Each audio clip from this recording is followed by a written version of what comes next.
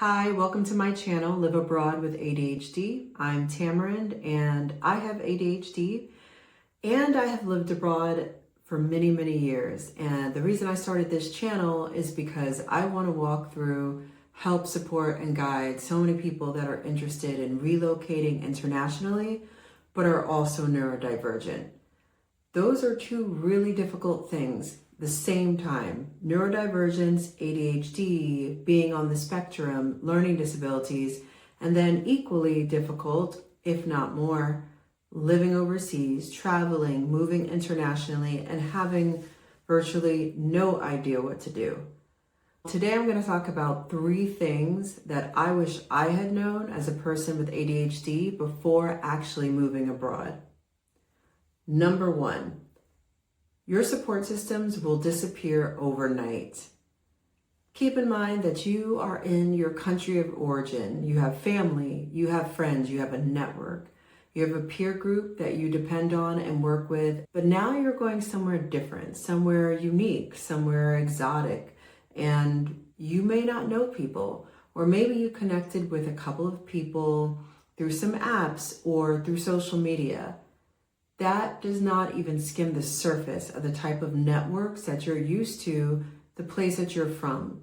And for someone who is neurodivergent, this could almost feel depleting and overwhelming. You're going somewhere where you don't have your usual networks and support mechanisms in place. When you go overseas, be sure to do all of your planning and preparation for those first few months ahead of time. And it is important that you don't only think about logistics, but you think about a support system too. Try to go to some sites and peer support groups for the country that you're going to. For me, I use an account called Internations. I really enjoyed Internations. You can put it in virtually any country that you're going to, any city in the world. And there are going to be community members who are also expatriates that are moving there, have lived there for years, and everything in between. You can start to reach out to them, start to make new friends, and then you'll have someone to communicate with when you're actually there. Even somebody on the ground that can maybe answer some questions for you. Now, something else to consider is you have your own network. Why not reach out to them? Let your network know where you're planning to move, or even if you're exploring, where you're brainstorming. If you do it really early in the process, you can actually find out where friends and family know people that actually live. So if you're still exploring some places that you're thinking about relocating to, why not reach out to your family, friends, networks, colleagues, and peers? Number 2. Executive function drain is real. So no one warned you, but new languages, new stores, new roads are all so overwhelming for people with executive functioning issues. Take it from me, I have suffered. You go through just various levels of agitation, sadness, frustration. It's a constant roller coaster your first few weeks and even few months for some.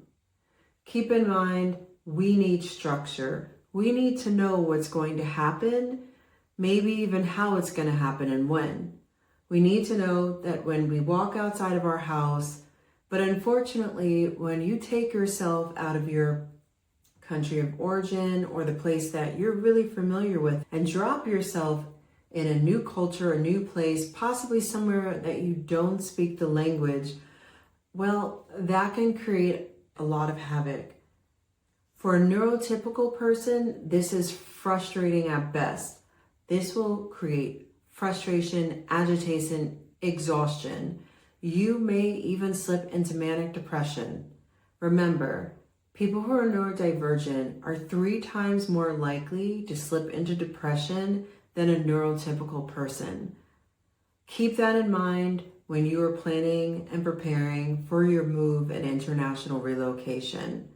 Try to make sure that you map out where you're going to live ahead of time. Look at maps, map out the directions to your local store. What pharmacy is nearby? How are you going to connect or get to that one or 2 friends that you've already made ahead of time. Try to plan this out. The more you plan, the more you will feel comfortable. When you actually do arrive, now it's time to start figuring out if all of your mapping and journey is really going to be helpful. So take that Saturday, go ahead, walk through your city, find out if your mapping to your local grocery store really did work. Give yourself the space and time of that day to take care of one major task. If you get through that and you realize that you have mapped out the perfect route for you to get to the grocery store, how long it could take, how easy it is, that level of comfort is going to help you miles along the way. Now you'll be ready for your next task. Number 3, the ADHD tax goes international and gets expensive.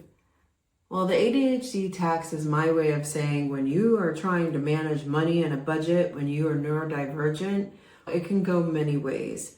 Sometimes people with ADHD and who are neurodivergent mismanage money more than a neurotypical person.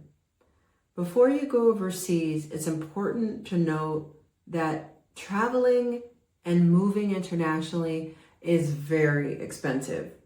I guarantee you, no matter how much planning and preparation you do, what your budget is going to look like, you are almost always going to spend way more money than you normally would, or you think you would.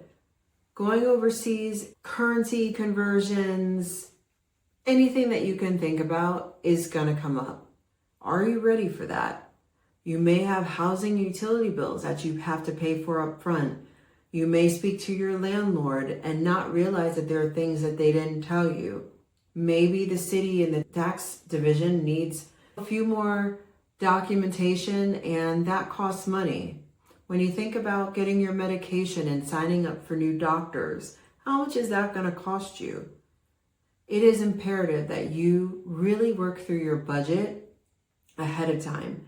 Make sure you've saved up extra money for those unintentional fees and currency exchanges that you weren't anticipating. Try your best to stick with this budget and make sure that you give yourself enough cushion to help during those periods when maybe you weren't able to track as much as you could. If you go to my website, you can find the link in the description. I offer you some digital downloads, including a budget, including your 6-month before you leave preparation guide. Everything you need to do 6 months, 5 months and on before you're actually going to relocate internationally. I also offer you a standard basic budget that can help you manage your money a little bit better and at least prepare for those unintended expenses that you get when you move and even just travel extensively internationally. Live Abroad ADHD. Please check out Live Abroad with ADHD, where I offer more resources and products, and sign up for one-on-one sessions with me, and I can dig deeper into your preparation plans and help you with your next move. Live and thrive abroad. Please remember to subscribe to my channel, follow for more, and I'll be sharing some more advice in our next video.